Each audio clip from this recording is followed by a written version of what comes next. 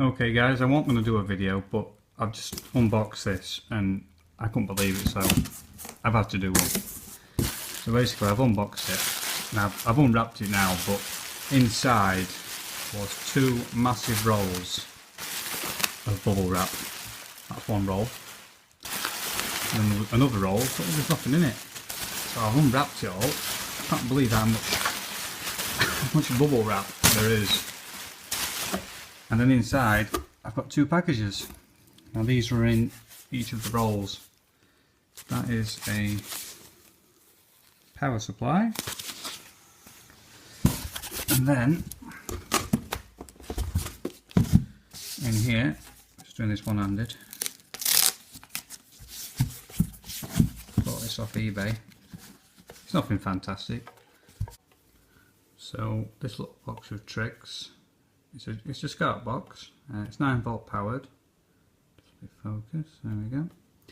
And I've bought this because I'm currently using a Shiny Bow stroke Skytronic 4x2 powered SCART switcher, which I've got upstairs, which is a really top piece of equipment.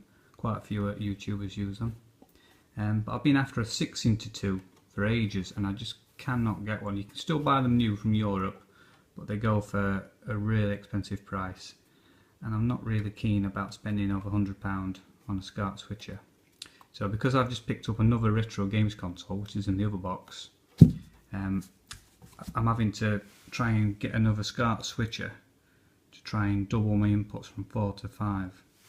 So in theory, how this should work, because I've not tried it yet, I'll have one console in here, second console in here, and then the output goes back into the SCART switcher, which I've got upstairs. It's got a master and a slave.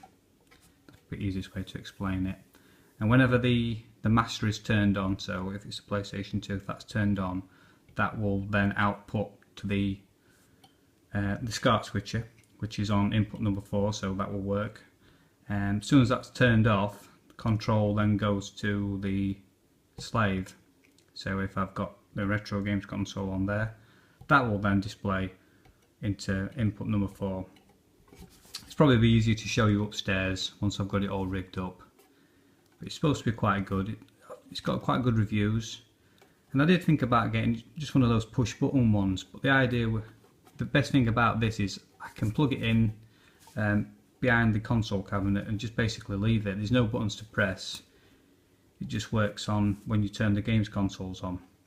Now whether it works, that's another matter, but I'm sure we'll find out shortly. So that's that. That's the first pickup, and I'll probably do some more footage later on of it working in action and stuff like that. Okay, and this is the second pickup. I've just cut the parcel tape off the top, so I've not been in it yet. So this is live, real-time unboxing. First for me. So let's see what we've got. Straight away, you can see this is a Super Nintendo game, Super Star Wars. Never played it. Right, okay. We've got a good old-fashioned RF cable. Don't worry, I won't be using that. Now I believe this is some kind of bootleg Final Fight 2. And the seller, he told me he was going to throw it in, so yeah, he's done that. I think you know what it is now. It's obviously a Super Nintendo. Street Fighter 2 Turbo. Lethal Enforcers.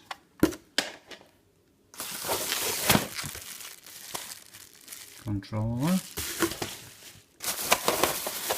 And the main reason why I wanted the SNES. Super Empire Strikes Back. I think I've got the full Star Wars trilogy. Yeah, the main reason why I wanted a SNES was because I wanted to play Super Mario All-Stars, or your classic Mario games on one, Batman Forever, and I also wanted to get Mario Kart. Now, I've not got Mario Kart in this bundle, but it's got quite a few games. Miracle Machines 2, got that on Mega Drive, but never played it on the SNES. And that's Return of the Jedi. And Super Mario World. I have played this before. I used to go around to a mate's house, local to me. He had a SNES. I was a Sega fanboy with my Mega Drive, but he were into his SNES, his Nintendos. So that's that. Oh, another bonus item. It is a Street Fighter 2 VHS Incredible Player's Guide video. Now I've not actually got a VHS, so I'm nowhere testing this. Probably perhaps go to my mum and dad's house and see if it works. But yeah. What else we got in here? Very hard to unwrap everything. Just an instruction manual. Okay, very nicely packaged. That looks like a power supply. I'm getting to the actual console now. More bubble wrap. Probably not as much as the other package, but I think that was just a bit overkill. I've just been and picked a tripod up. I've not got the adapter to hold it onto my iPhone. That should be later on in the week. And there we go. 16-bit goodness. Nintendo, Super Nintendo. It looks quite good condition. And I've only seen pictures of it, but it told me it didn't have much yellow in, and it looks pretty nice. Yeah, it looks fairly clean inside.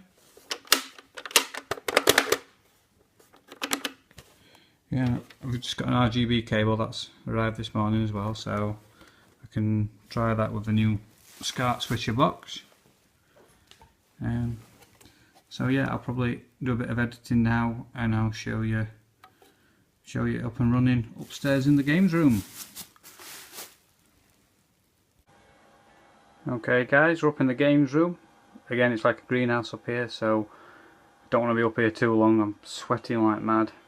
I've had to sacrifice my fan for the extension to power all this. I've just plugged it in as quick as I can just to show, well, just to see if it works really. And it is good news, it does all work. Works really well. So I'll just show you on the one TV, because if I show you two TVs it might get a bit confusing. So at the minute we're on number 1, which is a Mega Drive.